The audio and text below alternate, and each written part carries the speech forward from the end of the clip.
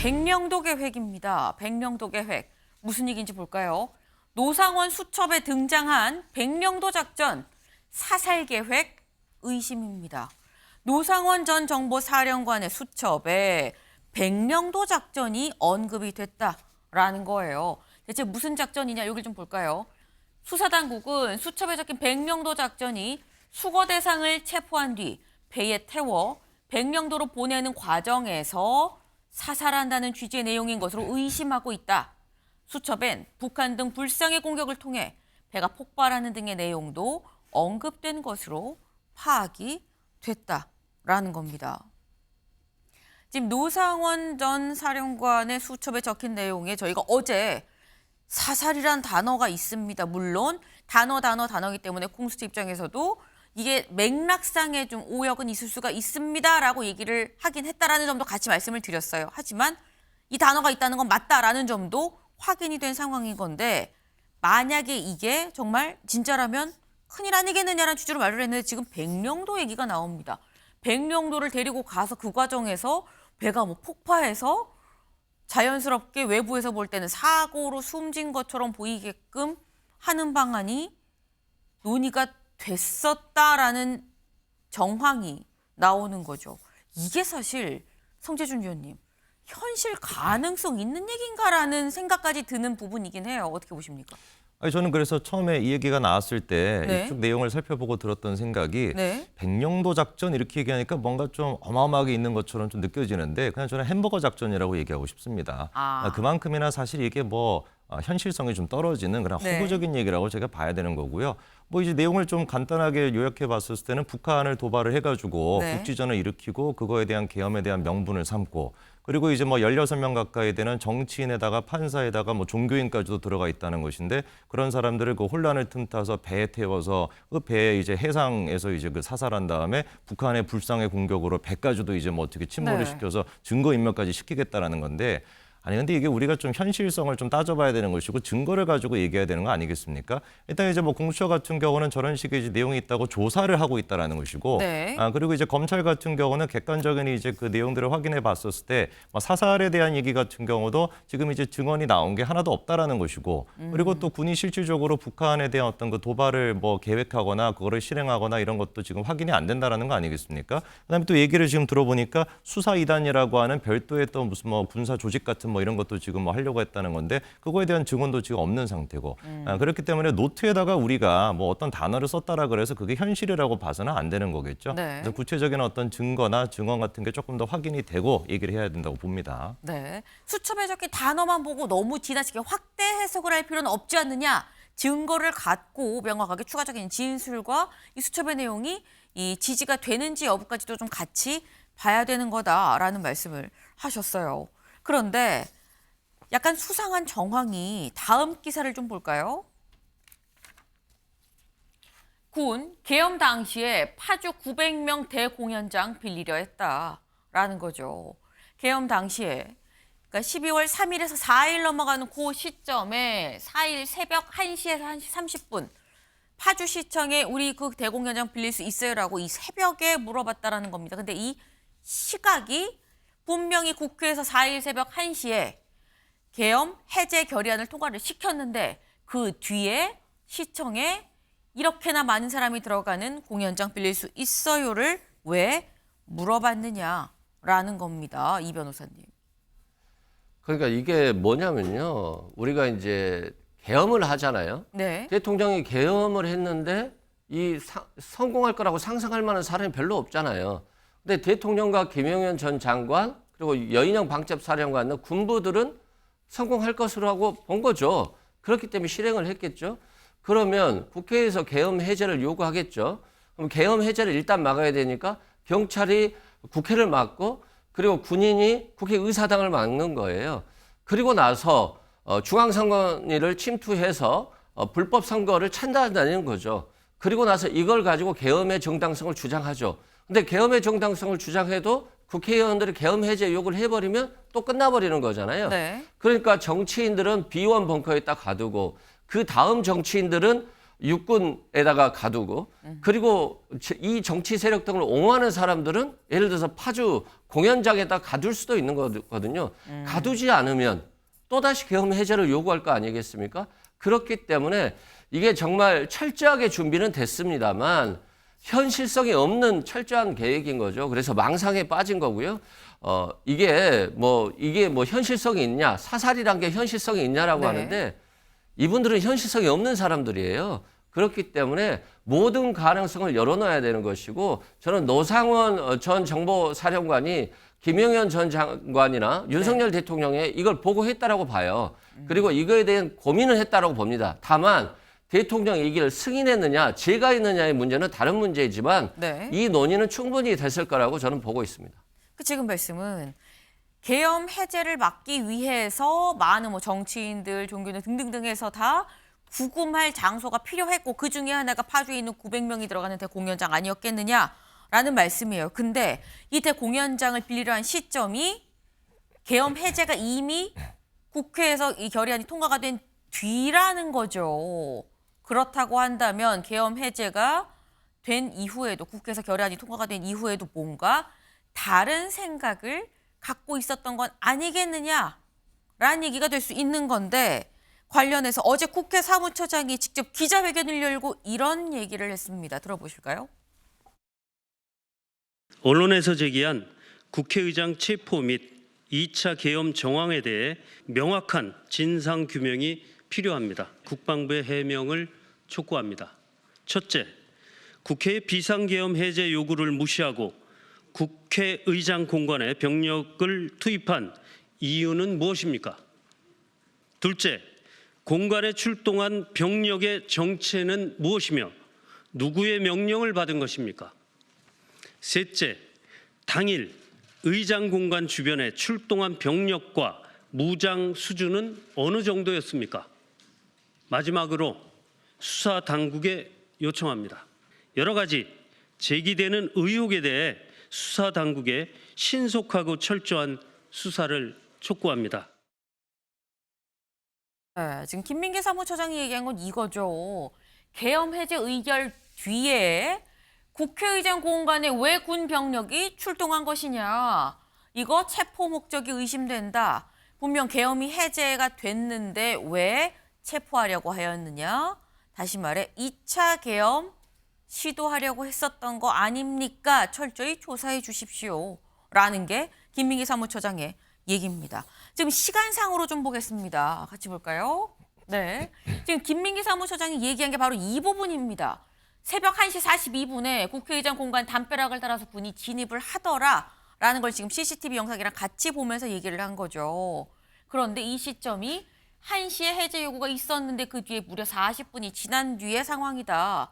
그리고 1시 50분에 좀 더 지나선 공관 정문에 군이 집결을 했고 4시, 그러니까 새벽 4시 30분에 윤 대통령이 해제 의결을 하죠. 계엄을 해제합니다. 공식적으로. 근데 그 뒤에서야 군이 계속 밤새 있다가 철수를 했다라는 겁니다. 네.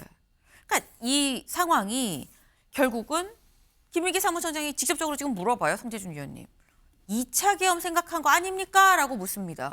그러니까 아까 전에 있었던 이제 파주의 900명 대공연장 그 문제도 그렇고 이 문제도 그렇고 이제 두 가지가 공통적으로 이제 뭐 지목하고 있는 거는 2차 계엄을 생각했던 거 아니냐 뭐 이런 식으로 지금 이어지는 것인데 네. 저는 좀 과도하다라는 좀 생각이 듭니다. 예를 들어서 아까 전에 파주 900명 그 대공연장 같은 경우도 네. 새벽 1시에서 뭐 1시 반 그쯤에 이제 전화를 걸었다라는 거 아닙니까? 네. 아니 정말로 진짜로 군이 그거를 갖다가 무슨 뭐 이렇게 뭐 사람들을 가둬놓는 곳으로 쓰겠다라고 한다면 한가하게 전화를 걸어가지고 문의를 하겠습니까? 아니 쳐들어가가지고 빨리 문 열고 강제로 아하. 열고 뭐 집어넣어야지 되는 것이지 네. 시청에 지금 전화를 걸어가지고 우리 좀 사용할 수도 되겠습니까? 이 문의를 한다는 게 말이 좀 안 되잖아요. 네. 그러니까 지금 이제 그 부분에 대해서 해명이 나왔던 것처럼 계엄이 선포가 되니 그거에 대한 통상적 절차에 따라 가지고 합동본부 같은 거를 또 세우고 해야 되니까 그런 차원에서 봤어야 되는 거로 보는 거고요.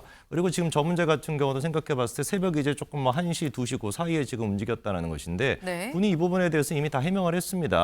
대통령 경호처가 이제 그 경계나 이제 경호에 대한 요청이 있어가지고 이제 보냈다라는 것인데 한남동 관저가 대통령 관저랑 국회의장 관저가 거의 근처에 있단 말이에요. 두 개가 네. 전부 다. 그러다 보니까 대통령 경호처 입장에서 이게 또 계엄 선포 이후에 뭐 시위대 문제가 됐거나 경호에 대한 문제가 있으니까 충분히 경호에 대한 그걸로 요청할 수 있는 것이고 저때쯤이라고 한다면은 지금 우원식 그 국회의장 같은 경우도 어디에 위치가 있는지 사실 다 저희도 알고 있는데 그 시간에 뭐하러 지금 이제 국회의장 그 관저에다가 보내가지고 뭐 체포를 시도하겠습니까? 저는 그렇기 때문에 이런 부분들은 상식적으로 조금 봤었을 때 네. 2차 계엄에 이런 거는 조금 과하다 이렇게 좀 말씀을 드리겠습니다.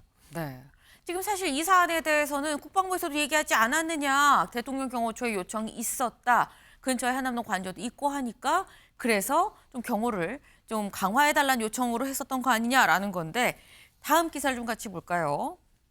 네.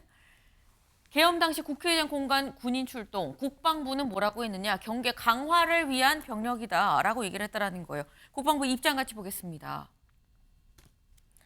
보면 해당 장병들은 계엄군이랑 무관하다. 경계 강화를 위해서 지원을 요청을 했고 그리고 이 국회 사무처장이 얘기한 사복 차림의 2명 여기는 평소에 운영하던 산불 감시 등 순찰 병력이다. 너무 과도하게 해석하지 말라라는 얘기입니다. 이 변호사님.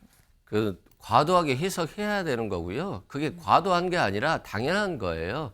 왜 그러냐? 네. 누가 저기에다가 군 병력을 보냈죠? 경호처가 보냈다는 거잖아요. 대통령 경호처. 대통령 경호처가 왜 국회의장 공간에 경호 인력을 보낼까요? 보낼 이유가 없죠. 우원식 국회의장은 그 당시에 국회에서 계엄 해제를 의결하지 않았습니까? 네. 그럼 국회의장이 국회의장 공간에 없다는 건 확실한 것이고요. 또 우원식 국회의장은 경호의 대상이 아니라 체포의 대상이에요. 지금 윤석열 대통령에게는. 네. 그렇기 때문에 당연히 체포하러 갔을 가능성이 아주 높죠. 또한 만약에 우원식 국회의장이나 의장 공간을 경호하기 위해서 갔다라고 한다면 계엄 해제가 의결되었다 할지라도 네. 계속해서 쭉 경호하고 있어야죠. 지금 국가 비상사태라는 거고 그 비상사태에 의해서 돌발 상태가 발생할 수 있기 때문에 국회의장 공간을 경호한 것이니까 계엄 해제가 의결되고 대통령이 계엄 해제를 선포했다 할지라도 거기서 계속 경호를 해야 되는 거예요. 당분간은. 근데 경호하지 않고 바로 철수했다라고 하는 건 결국에는 국회의장에 대한 체포가 목적이었고 그래서 2차 계엄까지도 고민 중이었을 것이다. 합참 지휘 벙커에서는. 그리고 그 정도의 상상을 할 수 있는 분이 윤석열 대통령이에요. 그래서 이건 전혀 배제할 수 없는 거고요. 국회의장 이재명 대표, 한동훈 대표를 체포하려고 했던 이유, 그게 바로 저런 군인들이 국회의장 공간에 가서 언제든지 침투하려고 했던, 체포하려고 했던 정황이라고 보시면 될 것 같습니다. 네. 단순히 이 경호를 강화하는 차원이라고 한다면 그럼 계속해서 상주를 하고 있어야지 왜 또 물러난 것이냐라는 말씀을 또 하셨어요. 충분히 의심할 수 있는 상황이다라고도 말씀하셨는데 지금의 이런 상황들, 그러니까 계엄이 선포가 되고 해제가 된 이후에도 빚어진 이런 상황들, 이런 것들도 다 사실 아까 저희가 잠깐 백령도 작전, 막 햄버거 작전이라고 해야 됩니다라고 말씀하셨습니다만 얘기를 했는데 이런 작은 요소들이 다 뭐 체포죠. 누굴 체포하고 이런 얘기들이 결국 다 어디 써져 있었느냐?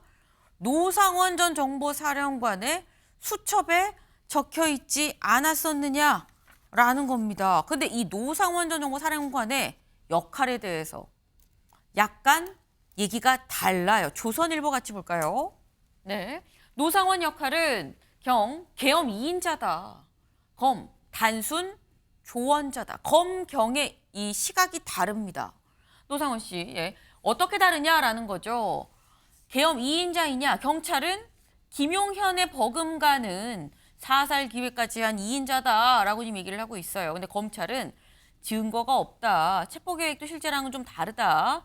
김용현의 조언자다라고 얘기를 하고요. 그럼 계획이 실행됐느냐 여부에 대해서 경찰은 수사 2단을 만들어서 직접 선관위를 장악할 계획을 세우지 않았느냐. 플레이어이자 실행자다.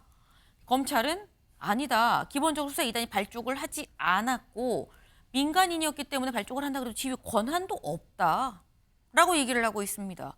3일은 어떻게 확정이 됐느냐. 검경 다 관련해선 얘기가 없었다라고 얘기가 나와요. 그러니까 지금 노상원이 얼마나 이번 계엄에서 중추적인 역할을 했느냐 안 했느냐에 대한 시각이 지금 갈린다라는 건데 성재준 의원님 어떻게 보십니까 노상원? 아니 근데 제가 봤을 때는 그냥 일반인이에요. 그렇지 민간인, 않습니까? 일반. 그냥 민간인인 그냥 일반인에 불과한 것인데 네. 경찰에서 지금 이제 공수처나 얘기하는 거를 들어보면은 계엄의 2인자다라고 하면서 사실상 이런 어떤 내용들 아까 제가 말씀을 드렸던 좀 허무맹랑한 얘기들이 김영환 이제 국방부 장관이랑도 논의가 됐다. 그리고 또 윤석열 대통령한테도 다 이게 막 보고가 됐다. 이렇게 이제 보는 것 같은데 아까도 말씀을 드렸습니다만 중요한 거는 노트에 뭐라고 적혀 있는가가 아니죠. 저도 제 노트에 여러 가지 얘기 많이 적혀 있습니다. 앞으로 네. 뭐 하고 싶은 것도 적혀 있고 앞으로 꿈도 적혀 있거든요. 근데 그렇다고 해서 그걸 현실이라고 우리가 얘기할 수는 없잖아요. 그래서 지금 이 상황에서 왜 도대체 이 내용이 정말로 현실성이 있었고 사실이었다라고 한다면 관련된 증언이 왜 안 나올까? 그리고 또 왜 관련된 객관적인 증거가 없을까? 제가 봤을 땐 이런 어떤 얘기들 자체가 경찰이 지금 얘기하는 계엄 2인자라고 하는 근거도 수첩을 지금 근거로 얘기하는 것인데 네. 그걸로는 조금 부족하다. 더 수사가 필요하고 그리고 난 다음에 계엄에 대해 가지고 2인자다로 얘기도 늦지 않다라고 저는 봅니다. 네. 수첩에 무언들 못 적느냐. 수첩에 데스노트도 있을 판인데 뭐든 적을 수 있는 다만 중요한 건 여기에 뒷받침될 증거가 중요한 거 아니겠느냐. 근데 저희가 노상원 씨가 중추적인 역할을 했냐 안 했느냐 여부가 사실 중요한 이유가 다음 기사를 좀 같이 볼까요? 노상원 현역 때부터 무속을 맹신했다라는 거죠. 운전병도 사주팔자를 보고 선발을 했다. 만약에 중추적인 역할을 했다고 한다면 그렇다면 좀 문제일 수가 있을 법한 거 아니겠느냐라는 얘기가 되는 거겠죠. 관련해서 노상원 씨가 본인이 보살인데 다른 보살을 찾아가서 문의를 했었다라는 얘기 어제 저희가 드렸죠. 직접 들어볼까요? 대통령도 그럼 저희 집에 올 수 있을까요? 이제 이런 얘기를 했더니 국민들이 알고 있는 대통령의 생일은 다르다. 표기되어 있는 거는 전혀 다른 거다. 그래서 사람들이 대통령을 가지고 점을 치고 얘기를 하고 하는데 잘못된 거라고 그렇게 말씀을 하셨어요. 그러니까 군인들을 물어봤을 때에도 이 사람이 어때요? 좋아요가 아니라 이 사람이 끝까지 오랫동안 함께 할 수 있을지 배신하지는 않을지 꼭 그 보도에는 김용현이 나를 배신하지 않을까라고 표현했는데 그냥 일반적인 군인들도 나를 배신하지 않을지 그런 것들도 많이 궁금하죠. 네. 지금 노상원 씨가 물어본 게 윤 대통령이 잘 될지 그리고 나애가 김용현이라는 사람이랑 같이 하는 일이 잘 될지 뭐 이런 걸 지금 물어봤다라는 거예요. 근데 지금 저희가 이런 얘기들을 하는 이유가 노상원 씨를 보면 무속에 굉장히 심취가 되고 심지어 본인 자체가 지금 이 보살로서 역할을 했었다라는 거죠. 만약에 이 사람이 중추적인 역할을 그랬다면 이 변호사님 이번 계엄에 무속이 또 영향을 미친 거야라는 생각이 갈 수 있는 거거든요. 그러니까 무속으로 시작해서 무속으로 끝나는 정부 같아요. 저는 12월 3일 이 비상계엄 일자도 저는 무속인이 결정했다라고 얘기를 한 적이 있거든요. 개인적인 생각이신 거죠? 네, 개인적인 생각인데 국민들이 전 다 그렇게 생각할 거라고 봐요. 국민들은 계엄이 성공하지 않을 것이라고 생각하는데 이분들은 다 망상에 빠져서 성공할 거라고 생각하는 거잖아요. 그리고 노상원 씨가 그냥 노상원이 아니라 김용현 전 국방부 장관과 같은 급이에요.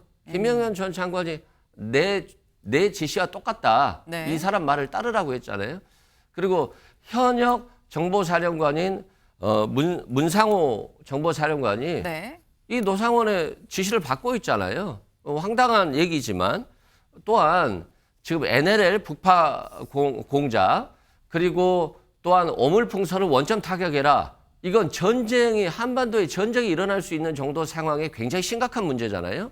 근데 이걸 갖다가 정식 군인 체계에서 하기가 어려워요. 합참의장도 반대했다 이런 얘기가 있습니다만 네. 현실적으로 어렵고 또 HID 북파 공작원 30명이 판교에 모여 있었다는 거잖아요. 이 사람들이 왜 모여 있었을까? 결국에는 북한의 소행인 것처럼 위장하려고 했을 것 같은데 이런 위장 전술을 정식 군 지휘부가 할 수 있다는 건 굉장히 어렵거든요. 이건 굉장히 위장을 해야 되는 것이어서 네. 민간 조직에 있었던 777 방첩부대 사령관과 또 정보사령관을 했던 이 노상원이 가장 적임인 인물이에요. 그래서 이 사람이 상당히 많은 부분을 움직였을 것이고 그것은 국지전까지도 염두에 둔 것이기 때문에 정말 다행인 게 이 계엄이 실패했고 그리고 북한이 그 북풍에 휘말리지 않았다는 것. 이것 또한 대한민국에는 다행인 것으로 보여집니다. 네. 지금 이 변호사님께서 개인의 의견도 같이 넣어서 지금 말씀을 주셨어요. 내가 볼 때는 무속도 상당히 좀 이번에 영향을 미친 거 아니겠느냐라고 말씀을 하셨는데 사실 지금 이번 사안에 이 뒷얘기가 나오면서 자꾸 무속 얘기가 나오고 있죠. 그러다 보니까 만평이 오늘 만평 이런 게 나왔습니다. 네, 2021년 네 대선 후보 토론회 때 봤었을 때는 왕자였는데 지금 2024년엔 손에 뭐가 적혔느냐? 점자가 적혀 있다. 순자가 적혀 있다라는 거죠. 네. 그러니까 지금 관련해서 이 윤 대통령 이 모든 게 언뜻 보면 좀 점자로도 보이기도 해요. 그러니까 관련해서 계속해서 뭔가 무속이 자꾸 개입이 되는 거 아니겠느냐라는 얘기가 나오고 있습니다. 이게 아니기를 바라고요. 인지 아닌지는 수사를 통해서 밝혀지게.